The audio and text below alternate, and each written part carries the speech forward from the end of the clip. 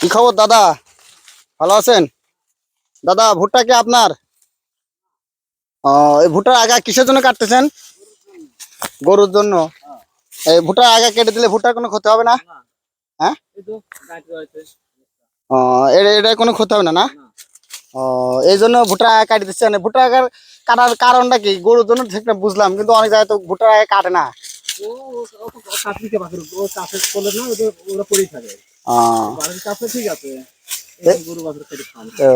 আচ্ছা, ভুট্টা কাটলে মনে হয় দুইটা সুবিধা সুবিধা আছে। হ্যাঁ,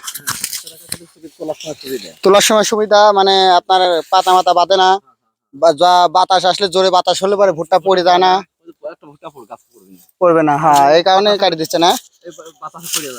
গরু কয়টা আছে আপনার দাদা? 4টি। ইনশাল্লাহ গরু তো ভালোই আছে না। প্রতিদিনই কাটেন না?